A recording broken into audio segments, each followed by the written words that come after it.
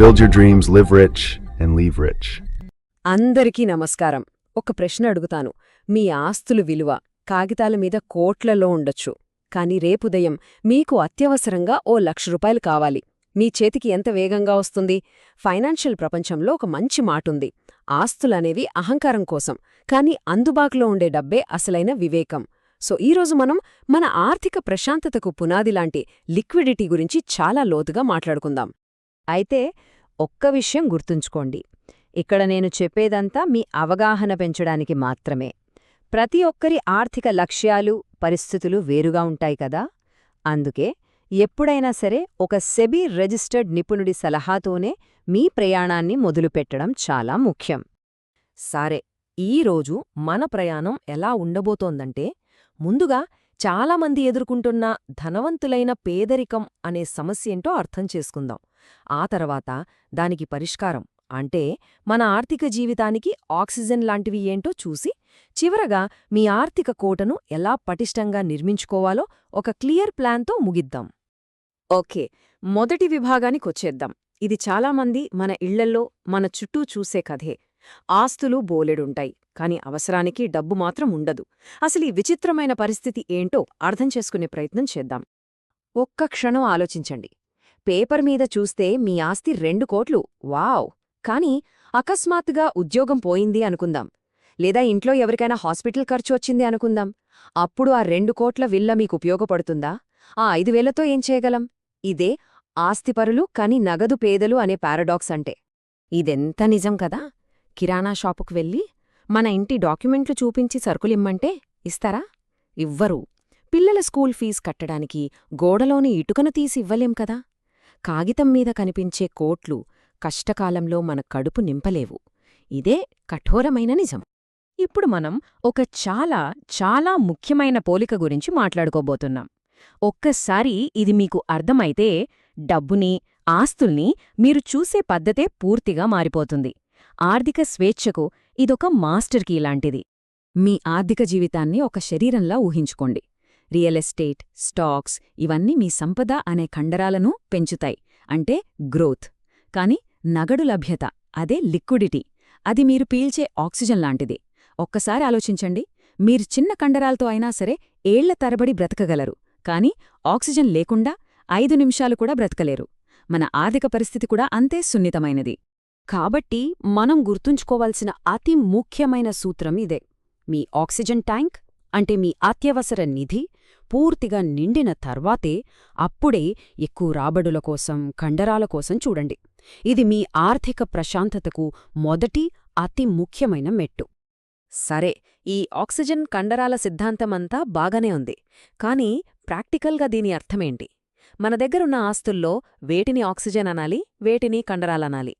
ఇప్పుడు మనం మన ఆస్తులను వాటి వేగం ఆధారంగా, అంటే ఎంత త్వరగా వాటిని డబ్బుగా మార్చగలమో ఆ లెక్కను చూద్దాం. అసలు ఈ లిక్విడిటీ అంటే ఏంటి? సింపుల్గా చెప్పాలంటే, ఒక ఆస్తిని దాని మార్కెట్ విలువకు పెద్దగా నష్టం లేకుండా ఎంత స్పీడ్గా నగదుగా మార్చగలమో చెప్పేదే లిక్విడిటీ. అంతే. ఇది మన ఫైనాన్షియల్ ఫస్ట్ ఎయిడ్ కిట్ అన్నమాట. ఎప్పుడూ ఏ అవసరం వచ్చినా వెంటనే మన లాదుకులే సైన్యం ఇదే. గుర్తుంచుకోండి, ఈ డబ్బు రాబడి కోసం కాదు, రాత్రిళ్ళు ప్రశాంతంగా నిద్రపోవడం కోసం, మనశ్శాంతి కోసం. ఇవి కూడా మనకు అందుబాటులో ఉంటాయి. కాని ఇక్కడే ఒక పెద్ద చిక్కుంది. ఊహించండి, కరోనా లాంటి పెద్ద సంక్షోభం వచ్చింది. మార్కెట్లు 20-30% పడిపోయాయి. సరిగ్గా అదే టైంలో మీకు డబ్బు అవసరం పడితే ఏం చేస్తారు? మీ పెట్టుబడులను భారీ నష్టానికి అమ్ముకోవాల్సి వస్తుంది. అందుకే అత్యవసర పరిస్థితుల్లో వీటిమీద ఆధారపడటం చాలా రిస్క్.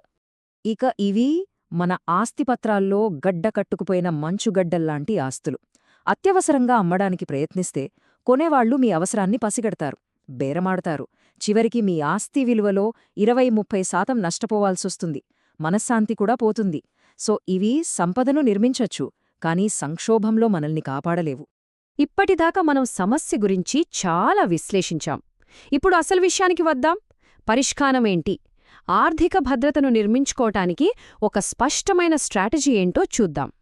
ఇది మీ ఆర్థిక ప్రణాళికలో అతి ముఖ్యమైన రూల్. దీనిమీద అస్సలు రాజీపడొద్దు.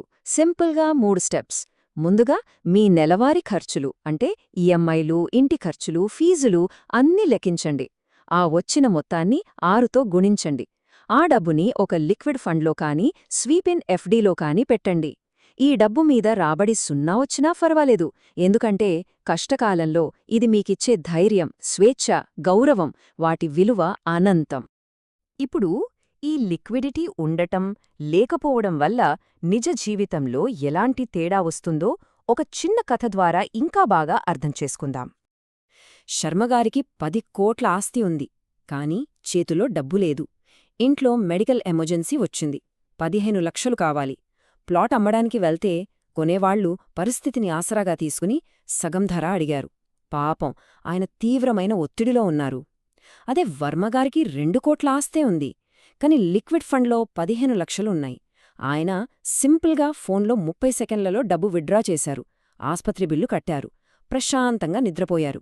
చూసారా తేడా? ఆస్తి కాదు, అవసరానికి అందుబాటులో ఉండే డబ్బే మన గౌరవాన్ని నిలబెడుతుంది.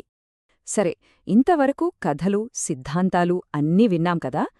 ఇప్పుడు అసలైన పని మొదలుపెడదాం. మీ ఆర్థిక కోటను పటిష్టంగా నిర్మించుకోవటానికి మీరు వెంటనే పాటించాల్సిన కొన్ని సింపుల్ స్టెప్స్ చూద్దాం. ఈ చెక్లిస్ట్ ఫాలో అవ్వండి. మొదటి పని, మీ లిక్విడిటీ రేషియో లెక్కించండి. అంటే మీకు 6 నెలలకు సరిపడా డబ్బు ఉందా? లేకపోతే కంగారుపడద్దు. ఈరోజే ఒక లిక్విడ్ ఫండ్లో చిన్నగా మొదలుపెట్టండి. దానికి మనశ్శాంతి అని పేరు కూడా పెట్టుకోండి. ఇంకో విషయం, మీ ఎమర్జెన్సీ ఫండ్ నిండకుండా రెండో ఇల్లు, మూడో ప్లాట్ లాంటి వాటి జోలికి వెళ్లొద్దు. అన్నిటికన్నా ముఖ్యంగా క్రెడిట్ కార్డ్ లిమిట్ మీ ఆక్సిజన్ ట్యాంక్ కాదు, అది అప్పుల ఊబి. జాగ్రత్త. సో ఫైనల్గా ఈ సెషన్ నుంచి మనం గుర్తుంచుకోవాల్సినవి ఇవే. కష్టకాలంలో మీ డబ్బు ఎంత పెరిగింది అన్నదానికన్నా ఎంత అందుబాటులో ఉంది అన్నదే ముఖ్యం. మీ ఎమర్జెన్సీ ఫండ్ అనేది మీ పెద్ద పెద్ద ఇన్వెస్ట్మెంట్స్కి ఒక రక్షణ కవచం లాంటిది. నిజమైన స్వేచ్ఛ, నిజమైన గౌరవం లిక్విడిటీ నుంచే వస్తాయి. వెళ్లే ముందు ఈ ప్రశ్న గురించి ఒక్కసారి మిమ్మల్ని మీరు ప్రశ్నించుకోండి. ఈరోజు మీ ఆదాయం ఆగిపోతే, మీ ప్లాట్లు, మీ ఇల్లు, మీ బంగారం ఏవీ అమ్మకుండా ఎన్ని రోజులు మీ కుటుంబాన్ని పోషించగలరు? ఆ వచ్చే సమాధానమే, ఆ సంఖ్యే మీ నిజమైన సంపద. దాని గురించి ఆలోచించండి.